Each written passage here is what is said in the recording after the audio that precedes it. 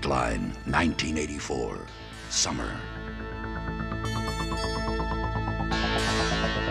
The place, northeast England, where the Coley Tide meets the grey North Sea. Far below, in the windswept streets of Tynemouth, something truly amazing is happening.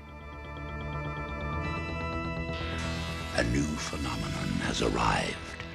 Supergran. Dinner, Fred! I'm on my way! Supergran will save the day!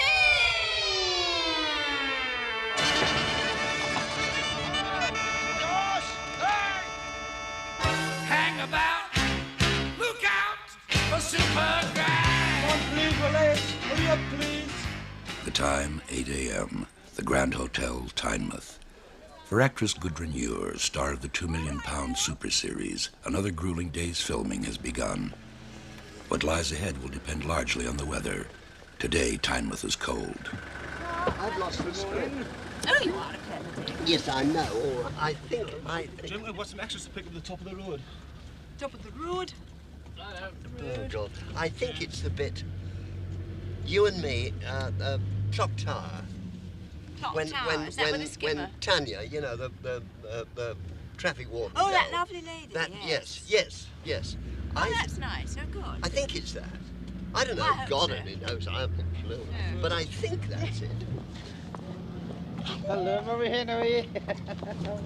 How are you? Set in the mythical town of Chiselton, this hugely ambitious television series revolves around the action-packed adventures of frail, snowy-haired little Granny Smith, who is miraculously transformed into a champion of the innocent, scourge of the villain, Supergran.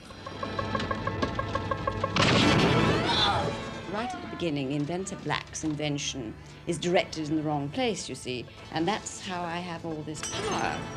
Because the invention goes off, boom, outside the window, and I'm struck with this bolt from the blue.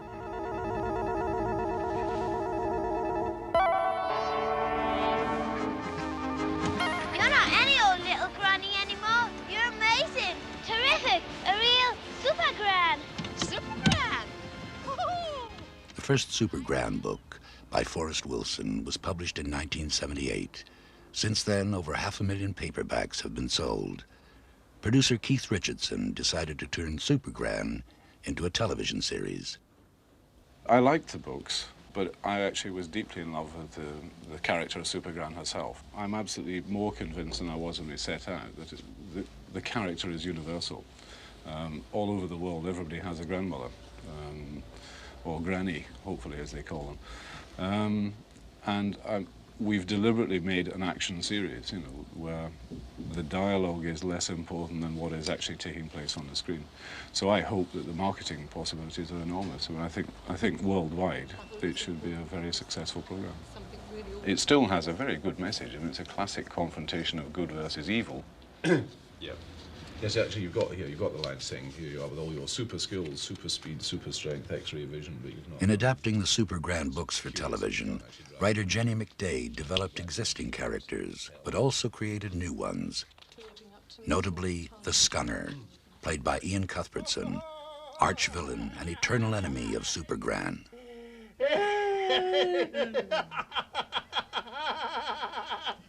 In the books, Tubbs' uncle, who was a sort of big gangster, wasn't clearly defined. So I thought when we were opening it out into a television series that was a really good opportunity to create a really strong character.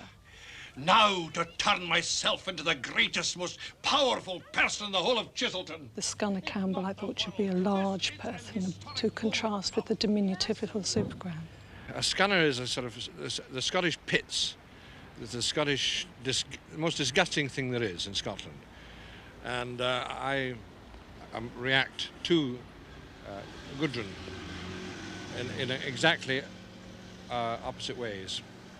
So she will say something's good and I will say it's bad, and so forth. So you go back to An extremely small part, Inspector. We've put in 6.5 months on this series, and it's been quite exceptional because despite long days every day, it's been tremendous. And we've all enjoyed it thoroughly. clear now on rehearsal, please, chaps. Keep this clear, please, on rehearsal. No.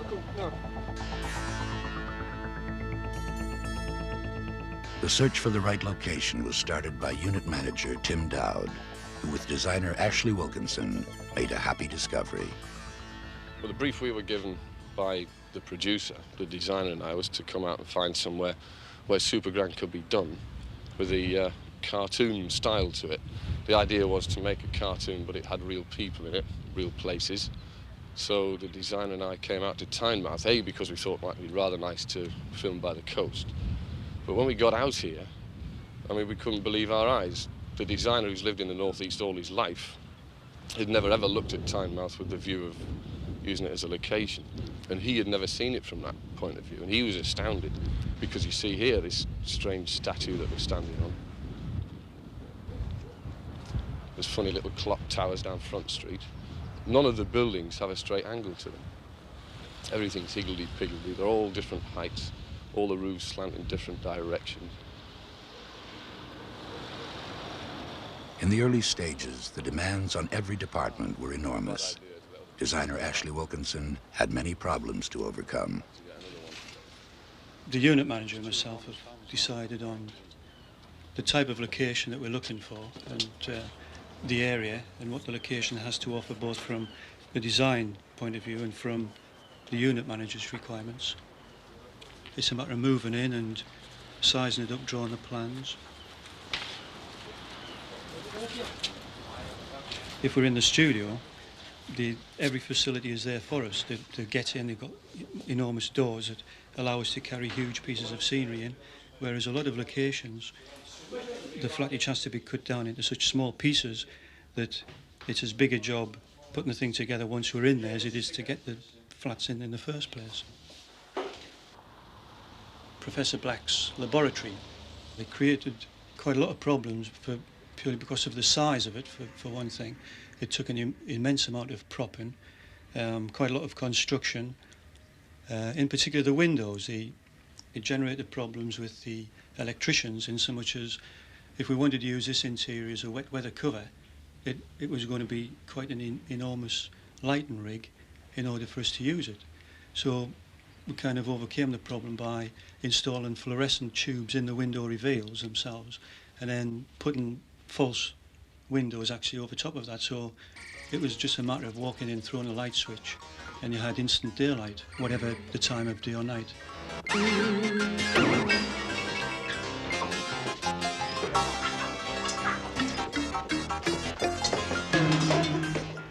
I'm Bill Shine, and I am playing Inventor Black.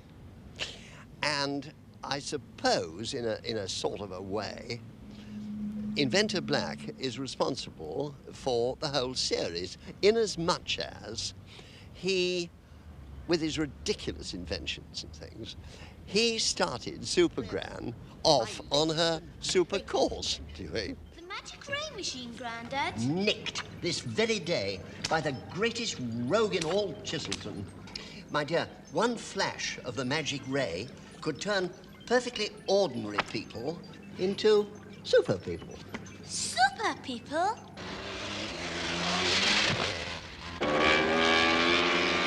At an age when most actresses prefer sedate dramatic roles, Gudrun Ure threw herself into the most outrageous and exhausting role of her career. Catching an aeroplane out of the sky, I ask you, who catches aeroplanes? Nobody in their right mind, and certainly not me. And at my age, the baddie took off in the helicopter. I took in a deep breath and I leapt up and caught onto the skid pad things and pulled it down to the ground. And I actually collapsed in giggles. I thought it was so hysterically funny.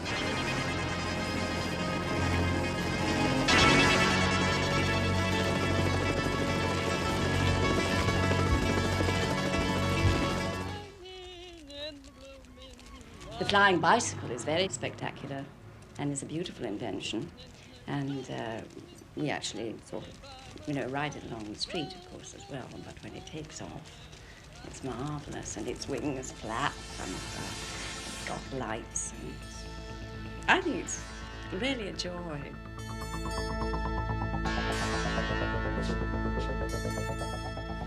the skimmer, which again is an idea from Inventor Black, that it's something that can kind of drive along the roads and fly through the air and skim across water.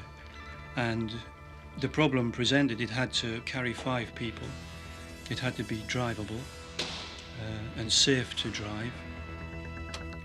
We had a Volkswagen chassis that was completely stripped down, the bodywork, the seats, everything was taken off it. So all we ended up with was the floor pan, the 4 wheels, an engine and the steering wheel.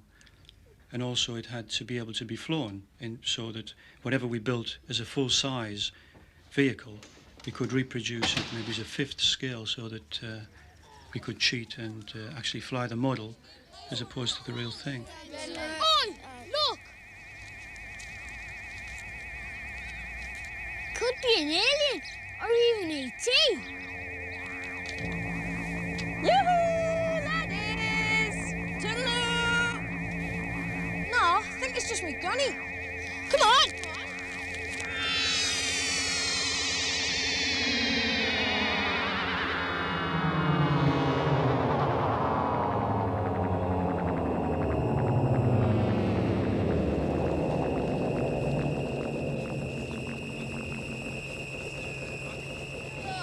How's that, lads?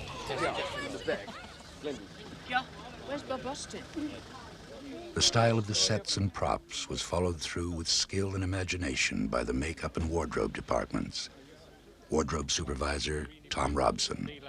Well, the main problem with Supergran has been the great number of characters we've had. I've had a fantastic amount of characters. For a take then, please. And each of them individuals.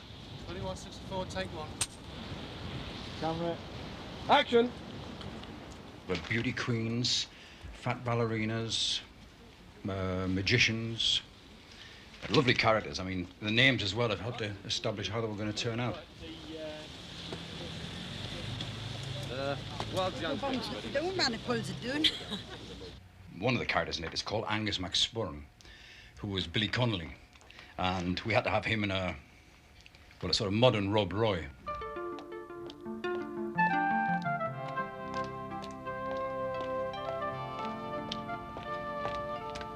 We put him in the brightest tartan we could get, and bagpipes and a black bonnet with a red bow on, and so we could see him a mile away. Billy Connolly, of course, was the right kind of bloke to play a part like that, because he's got a great sense of humour, and he entered into the spirit of it straight away. And no matter what I wanted to do to him or put him into, he would have accepted, and thought it was great.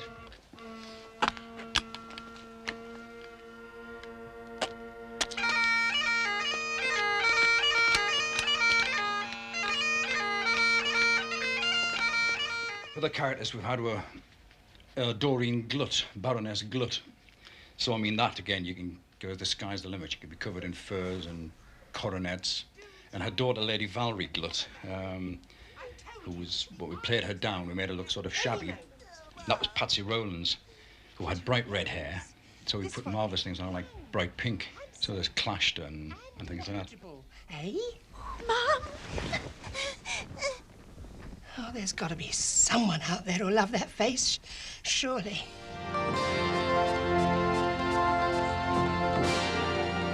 Then, of course, we had a problem with the wedding dress. She had to be dressed in a wedding outfit, but again, a silly wedding outfit.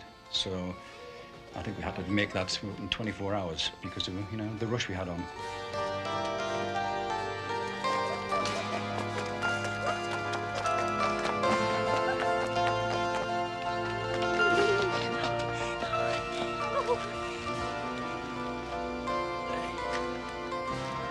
What the goal of your dream then? Oh, I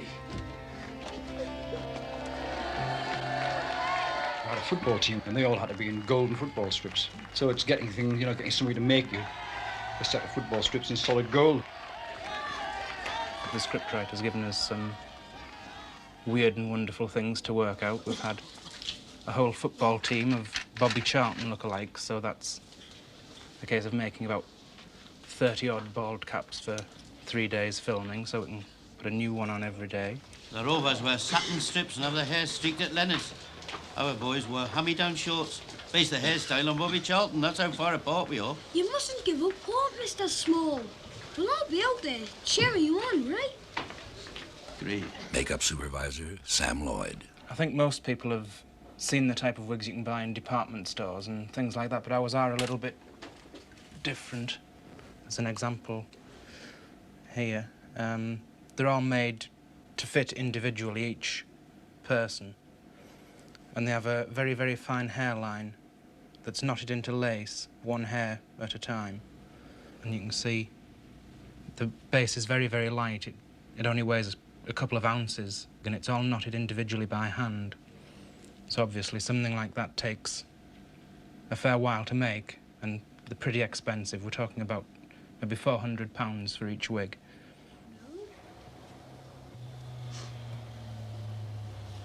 It's a bit red, aren't they? I think I've got something. I think the main problems that the makeup department's faced is the weather. We started filming in January, so of course we've had snow, sleet, which destroys wigs and people's faces turning blue.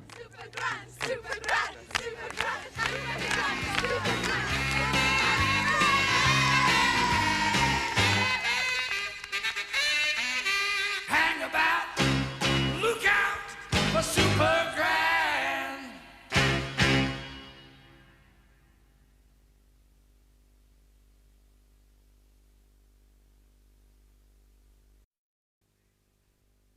Hang about, look out for Supergran.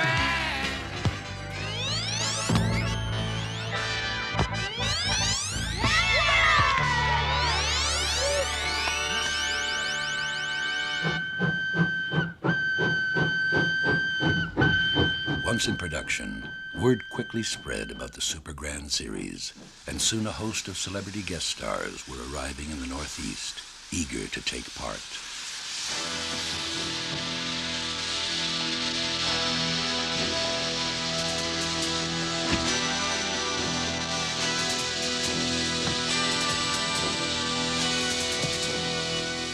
Is that a roly roofless master crook?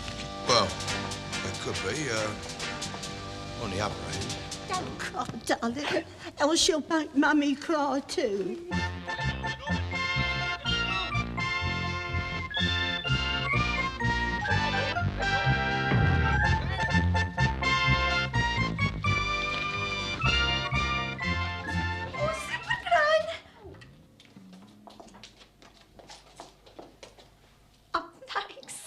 You know, for a moment there, Miss Witherspoon, I almost thought it was Jane Fonda sitting there. You know who that is, don't you, Granny? Yes, of course I do. It's, you know, it's, wee Henry Cooper. What's happening? What's this? He just went for a walk. Brenda, quick, follow this snake's knickers.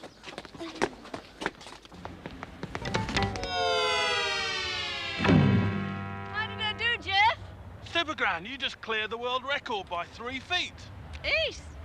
For those actors playing recurring characters, the Supergran experience turned out to be a happy one. Supergran was always so Chiselton's Inspector Muggins is played by Robert Austin. I know, Rupert. I know. But I'm afraid we've got no choice, Rupert. We've got to bring her in. So you do, like Jenny was doing before.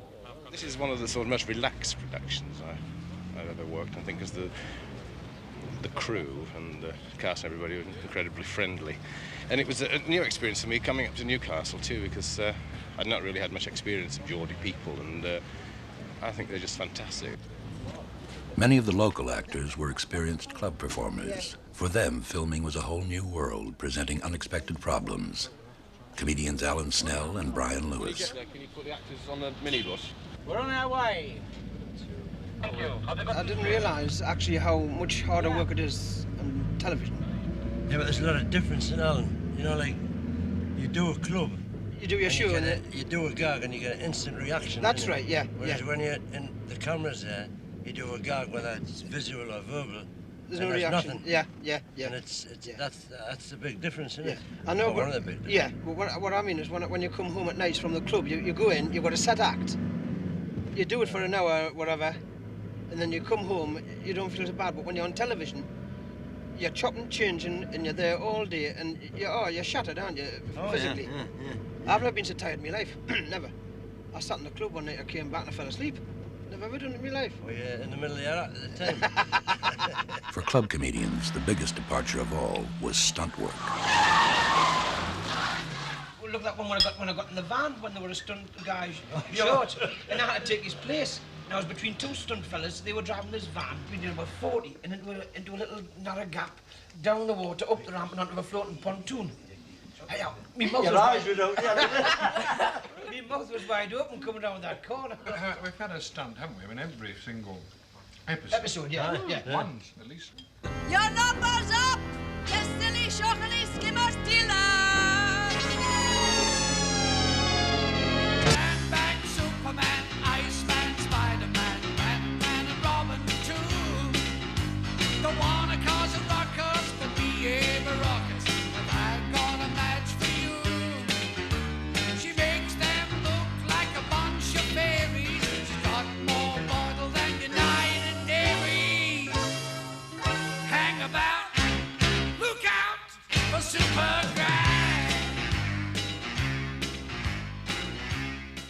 To shoot certain stunts, the film crew found themselves in uncomfortable situations. Dave Dixon, cameraman. Sometimes we do shots which can look very simple on the screen, which can be very complicated for everybody concerned. There's one shot we did on the cliffs at Cullercoats, which is just a policeman and one or two other people going down a cliff, and that took a lot of work for the stunt people to get that scene. And if a funny thing happened to us on the way to getting that scene, we started off in the mouth of the cave. The tide, the old enemy coming in, and the tide was coming up the beach, and it was getting closer and closer, and still the stunt people weren't ready. And then it got to us, so we took our shoes and socks off, and then it came a little bit higher, so we rolled our trousers up, and eventually we got the scene after about an hour, and there was myself and my assistant up to our waists with no trousers on, which again amused the rest of the crew. But it was early April and it was fairly uncomfortable. We nearly gave up at a certain point, but I won't go into that. Over 70 hours of film have now been shot, and back in the cutting room, film editor Mike Pounder labors night and day to put the whole series together. A film editor has to be very objective with the material that comes in, because it's no good a cameraman coming in and saying, oh, well, it was freezing cold, you know, and I was hanging by my fingernails to get that shot. I mean, if the shot doesn't work, it doesn't work, and that's the way it goes. I mean, it's hard luck on them out there in the cold and in the rain. If it doesn't work, it doesn't work, so they've got to go and do it again. Meanwhile, on location in Tynemouth, the last shot is imminent. Right, we stand by, please. Roll 467 3193. Take what? Action. Good evening, everybody. This is the news. Cut. Thank you. Thanks very much, everybody. And so the shooting of Supergran is over. Months of post-production will follow. But for now, celebration. We promise not to bring you back from any fault. Every producer will tell you that his programme is different, special, a little bit exciting and all that, but I do actually think this is a fairly unique departure in children's programming. Yes, good run. I've got to come and sort of raise me glass here. Thank you very much. For many years to be Supergran for years. I just think that everybody, cast, crew, absolutely everybody who worked on it worked magnificently, and it was 6 very hard months. And I think every frame's been worth it. That's my boy. Yeah, I've just saw you, Anthony. Well done, Anthony. It's all going to your head. Yes. Is it? It's on. Here's to Supergran. It goes like this. You see, I am a rather old child. As a child, I was very serious, sober, conscientious. So now I'm breaking out, you see. And the kids, they just accept me, and that's really given me a good feeling, just to be able to talk to them and they to feel comfortable to talk to me. And that, I think, is really what I hope the series does, that they'll all feel happy and comfortable with Supergran. The paper thing broke. The napkin thing. It's in the middle of the paper. What happened to the kid thing? She dropped it. They understand her mentality. She's a batty old. She's a funny old thing. They just feel happy with her, and that's what I'd like. I'd like the kids to just enjoy themselves. We've enjoyed ourselves. She's a serious granny. A serious granny. She'll do things that you never saw your granny do. Is there nothing that she can't do?